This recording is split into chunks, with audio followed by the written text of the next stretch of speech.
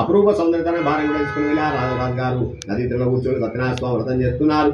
ఆ సమయంలో ఒక వైశ్యుడు కూడా భర్తని పడవలో వెళ్తున్నాడు. పడవలో వెళ్తున్న నదీ తీరంలో కూర్చొని రాజుగారు చేస్తున్న వ్రతాన్ని చూసి ఈ రాజుగారు ఏదో వ్రతాన్ని చేస్తున్నాడు కదా, ఈ వ్రతం ఏందో తెలుసుకోవాల్సిందని చెప్పి మనసులో ఉదాహరణ కలిగి ఆ పడవను కూడా ఒడ్డు పట్టించి ఆ రాజుగారి దగ్గర వెళ్ళి ఆ రాజుగారిని అడుగుతున్నారు, ఓ రాజా భక్తి శ్రద్ధలతో చేస్తున్నావు ఏమిటా వ్రతం అని చెప్పి ఆ రాజుగారిని అడిగేసరికి ఆ రాజుగారు చెప్తున్నారు, ఈ సత్యనారాయణ స్వామి ఆయన ఇదివరకు ఎన్నో వ్రతాలు చేశాను, ఎన్నో నవ్వులు వచ్చాను, ఇంతవరకు నాకు సంతానం కలగలేదు, నాకు సంతానం కలుగుతుందని ఈ సత్యదేవుని వ్రతాన్ని చేస్తున్నా అని చెప్పగానే ఈ వైష్ణవు కూడా సంతానం లేదు స్వామి, నాకు కూడా సంతానం లేదు, నాకు గనక సంతానం కలిగినట్టయితే మీరు చేస్తున్న ఈ సత్యదేవుని వ్రతాన్ని నేను కూడా ఆచరిస్తా అని చెప్పి ఆ బ్రాహ్మణుడు యొక్క రాజుగారికి సాష్టాంగ నమస్కారం చేసి అక్కడి నుంచి ఆ వ్రత విధానాన్ని తీసుకుని వ్రత సామాగ్రిని అంతా తెలుసుకొని వ్యాపారం ఎంత వెళ్ళాడు, వ్యాపారాన్ని ముగించుకున్నాడు, ఇంటికి వచ్చాడు. ఇంటికి వచ్చిన తర్వాత తన భార్య అయిన లీలావతితో చెప్తున్నాడు, ఓ లీలావతి అనేక రోజుగా భద్రశిలా నదిలో వెళ్తుండగా నదీ తీరంలో కూర్చుని రాజుగారు వ్రతం చేస్తున్నారు, అతని పేరు రుడుకాముడట, అతను సంతానం లేదట, సంతానం గురించి సత్యనారాయణ స్వామి వ్రతం చేస్తున్నాడట,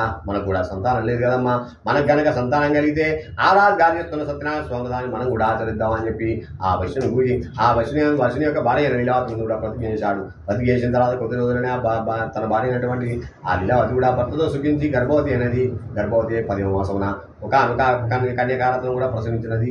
ఆ కన్యక ఎలా ఉందంటే దినే దినే సభా బుద్ధ శుక్లపక్షేదా శశి శుక్లపక్షేంద్ర వల్ల మిలమిలా మెచ్చిపోతుంది ఆ కన్యక. ఆ యొక్క ఆ కన్యకు కూడా సంతానం కలిగింది అని చెప్పి సంతోషంలో బారసాలు చేద్దాం అనుకున్నారా. బారసాల సమయంలో బ్రాహ్మణి బంధువులందరినీ పిలుచుకున్నాడు, బారసాలు చేస్తున్నాడు. ఆ సమయంలో వచ్చాడు లీలావతి, ఏమండి మన సంతానం కలిగితే వ్రతం చేద్దాం అనుకున్నాం కదా, ఈ సమయంలో వ్రతం చేస్తే బాగుంటుందండి, మన బ్రాహ్మణులు మన బంధువులందరూ వచ్చారండి, ఖర్చులో ఖర్చు కలిసిపోతుంది, వ్రతం చేద్దామని వచ్చాడితే ఇప్పుడు చాలా కష్టాలు ఉన్నావు, మన దగ్గర ధనం లేదు, ఈ వ్రతాన్ని మనం తర్వాత చేద్దామని చెప్పి ఆ వ్రతాన్ని వాయిదా వేశాడు. ఆ బారసాల సమయంలో పేరు పెట్టాలి కాబట్టి అమ్మాయి కూడా కళావతిని కూడా నామకరణం కూడా చేశారు. అలా రుద్దుగా పెంచుకుంటున్నా అమ్మాయిని. ఆ అమ్మాయికి మళ్ళీ 5 వేలు రాని వచ్చింది. 5 వేలు రాగానే అక్షరాభ్యాసం చెప్పిద్దాం అనుకున్నాడు కవిషుడు. అలా ఆ సమయంలో బ్రాహ్మణి బంధువులందరూ పిలుచుకున్నాడు, అక్షరాభ్యాసం చెప్పిస్తున్నాడు. ఆ సమయంలో వచ్చింది లీలావతి, ఏమండి యొక్క అక్షరాభ్యాసం చెప్పిస్తున్నాం కదా, ఈ సమయంలో వ్రతం చేద్దామని వచ్చాడితే ఇప్పుడు చాలా కష్టాలు ఉన్నాం, మన దగ్గర ధనం లేదు, మన అమ్మాయికి వివాహం చేస్తాం కదా, ఆ వివాహ సమయంలో ఈ వ్రతాన్ని చేద్దామని చెప్పి ఆ వివాహ సమయానికి మళ్ళీ వాయిదా వేశాడు ఆ వ్రతాన్ని. పూర్వకాలంలో 8 సంవత్సరాలలో వివాహం జరిపించేవారు కాబట్టి ఆ అమ్మాయికి 8 ఏళ్ళు రాని వచ్చింది. 8 ఏళ్ళు రాగానే ఒక దూతను పిలిపించుకున్నాడు, మంచి వైశుభాన్ని తీసుకురామని చెప్పి. ఆ దూతను కూడా కాంచీనగరాన్ని పంపాడు. కాంచీనగరాన్ని వెళ్ళాడు దూత, మంచి వైశుభాన్ని తీసుకొని వచ్చాడు. ఆ సమయంలో వివాహం జరిపిస్తున్నాడు ఇక వైశ్యుడు. వివాహ సమయంలో మళ్ళీ వచ్చింది లీలావతి, ఏమండి వివాహం చేద్దాం అనుకుంటున్నాం కదా, వివాహ సమయంలో సత్యనారాయణ స్వామి వ్రతం చేద్దాం అనుకున్నాం కాబట్టి ఇప్పుడైనా వ్రతం చేద్దామని వచ్చాడితే ఇప్పుడు చాలా కష్టాల్లో ఉన్నాం, మన దగ్గర ధనం లేదు, ఈ వ్రతాన్ని మరి ఎప్పుడైనా చేద్దాంలే అని చెప్పి మళ్ళీ వాయిదా వేశాడు. ఆ సత్యనారాయణ స్వామి చాలా కోపం వచ్చింది. దారుణం కఠినం చాస్యా మహా దుఃఖం భవిష్యతి, నా వ్రతాన్ని చేస్తానన్నావు, చాలా సార్లు వాయిదా వేశావు కాబట్టి నీకు దారుణమైన కష్టాలు కలుగాక అని శపించి అక్కడనే అంతర్ధానపోయాడు ఆ సత్యదేవుడు. ఈ వైశ్యుడు కూడా వివాహం జరిపించాడు. వివాహానంతరం ఆ అల్లుడు బాగా తెలికలాడు కాబట్టి అల్లుడికి వర్తం నింపిద్దామని చెప్పి చంద్రకేతు మహారాజు పరిపాలించినటువంటి రత్న సానుపురాన్ని కూడా రత్నాల వ్యాపారానికి బయలుదేరారు. మామ అల్లుడు పడవలో నదిలో వెళ్తున్నారు. కుందరం వెళ్ళేసరికి ఆ పడవ కూడా ఒడ్డుపట్టించారు. ఒడ్డుపట్టగానే ఆ పడవ కూడా ఒడ్డుపట్టించారు. ఆ నది తీరంలో కూర్చున్నారు. మామలు ఇద్దరు కూడా అర్చన తీసుకున్నామని.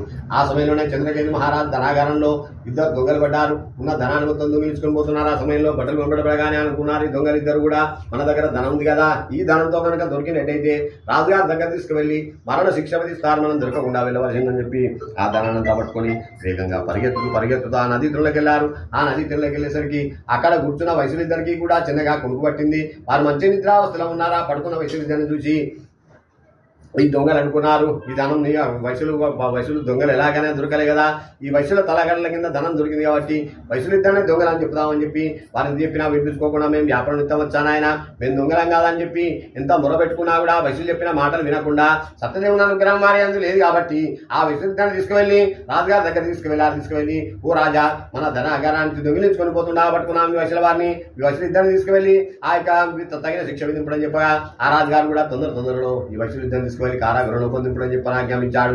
వైశ్యులు ఇద్దరిని తీసుకువెళ్లారు. చీకటి కొట్టులో బంధించేశారు. ఇంటి దగ్గర పరిస్థితి ఎలా ఉందంటే లీలావతి కళావతి ఇంట్లో దొంగలు పడ్డారు. ఉన్న ధనాన్ని మొత్తం దిగులుచుకొని పోయినారు. తిండి కూడా లేదా లీలావతి కళావతికి. వారు ప్రతిరోజు కూడా భిక్షాన్ని చేసుకొని వచ్చి ఆ భిక్షాటంలో వచ్చిన ద్రవ్యంతో ఆ తల్లి కూతురు ఇద్దరు కూడా బతుకుతున్నారు. కనుక సమయంలో కూడా ఆ లీలావతి కూడా రోగుతలలే మంచంలో పడిపోయింది. తిరుగుడానికి ఓపిక లేకుండా మంచంలో పడిపోతే ఆ కళావతి భిక్షాన్ని చేసుకొని వచ్చి తల్లి కింద పెడుతూ తాను తింటూ ఆ కుటుంబాన్ని వెలుగుతుంది. ప్రతిరోజు కళావతి భిక్షానికి వెళ్ళింది. ఆ కూడా బ్రాహ్మణ ఇంటికి వెళ్ళింది. ఆ బ్రాహ్మణుల ఇంట్లో ఇంట్లో సత్యనారాయణ స్వామి వ్రతం జరుగుతుంది.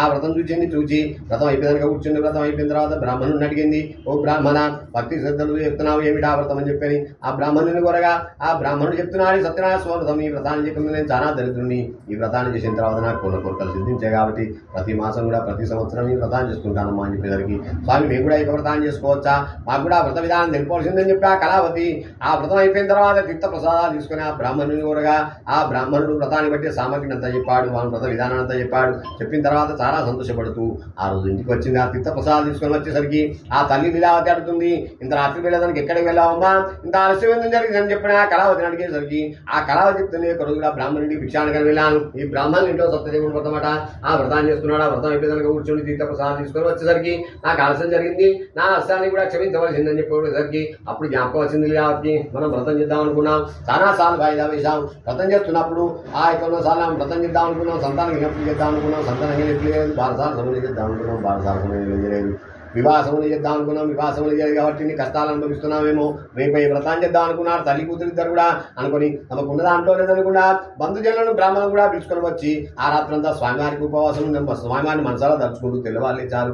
బంధుజనులను బ్రాహ్మణులు పిలుచుకొని వచ్చుకున్నారు. ఉదయం సాయంత్రం వరకు ఉపవాసం ఉండి సాయంకాలం కూడా ప్రదోష కాలంలో ఆ సత్యదేవుని వ్రతాన్ని కూడా ఆచరించారు. ఆ తల్లి కూతురు ఆ వ్రతాన్ని ఆచరించిన తర్వాత సత్యదేవుని అనుగ్రహం చేత ఆ యొక్క సత్యదేవునికి అనుగ్రహం ఈ యొక్క వైశ్యమూర్ఖులు వ్రతం చేస్తే ఏమిటి చేయకుండా ఏమిటి వైశ్య భార్య లీలావతి కూతురు అయినటువంటి కళావతి వ్రతాన్ని చేశారు కదా, వీటిని మంచి వాడిని పెట్టుకుందామని చెప్పి ఆ రోజు రాత్రి కూడా ఆ చంద్రకేతు మహారాజు కళ్ళలో పడి, ఓ చంద్రకేతు మహారాజా, మీ ధనాగారం నుంచి దొంగిలించిన దొంగలిద్దరు వైశ్యులు కాదు, వాడిని విడిచిపెట్టకపోయినట్టు నీకు ధనం నీకు ధాన్యం పుత్రపుత్రులు వస్తారు కాబట్టి తెల్లవారు లేవగానే వాటిని విడిచిపెట్టవాలని చెప్పగానే తెల్లవారు ఇంకా సమర్థనకు వచ్చారు.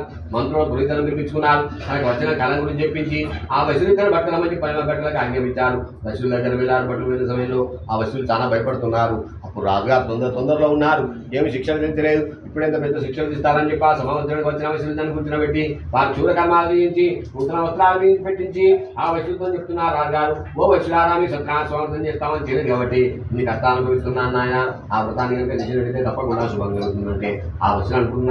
రాజుగారు ఏదో మరణ శిక్ష విధిస్తారంటే వ్రతం చేయమని చెప్తున్నాడు ఏమిటని చెప్పి చాలా సంతోషపడుతూ అక్కడి తెలిసి వెళ్ళిపోదాం అనుకున్న వసూలిద్దరిని కూర్చోబెట్టి వారి చూరకర్మాలు వేయించి నూతన వస్త్రాలు పెట్టించి ఆ వసూలు ఇద్దరి దగ్గర తీసుకున్న ధనానికి బదులుగా రెట్టింపు ధనం ఇచ్చి పంపుతున్నాడు ఇక రాజుగారు. ఆ వయసులు అనుకుంటున్నారు 6 నెలలు ఉంచుకున్న రాజుగారికి ఇంత ధనం ఇచ్చారు, ఇంకొక 6 నెలలు ఉంటే ఇంకే తెస్తారనుకున్నాను తప్ప సత్యనారాయణ స్వామి గ్రహణానికి జరిగింది అనుకోకుండా మంగళ వాయిద్యాలతో మంత్రమేళాలతో అక్కడ ఉన్న బ్రాహ్మణులకు బంధువులకు కూడా విశేషమైనటువంటి దాన ధర్మాదులు చేస్తూ తమ నగరానికి పయనమైనారు. శ్రీవాకండే తృతీయోధ్యాయ సమాప్త. జగులో రమా సహిత సత్యనారాయణ స్వామీజీ నమస్కారాన్ని సమర్పయామి.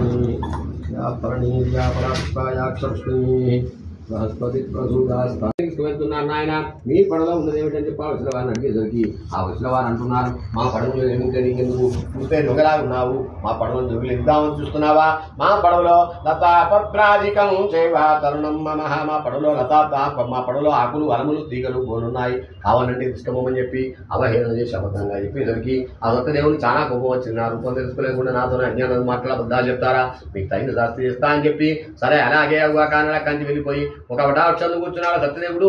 ఈ వయసులు కూడా పడవ దిగారు, కాలకృత్యాలు నిలబెట్టుకున్నారు, స్నాన సంధ్యాలు ముంచుకొని వాళ్ళ పడవ దగ్గరికి వచ్చి ఆ పడవలో ఉన్న ధనం ఉందా ఆ పడవ దగ్గరికి వచ్చి ఆ పడవలో చూసుకునేసరికి ఆ పడవలో ధనం అంతా కూడా ఆకులు అలము తీగలు పోలిగా మారిపోయాయి. వాటిని చూసి అక్కడే ముచ్చిల్లిపోయినారు మామ అల్లుళ్ళు.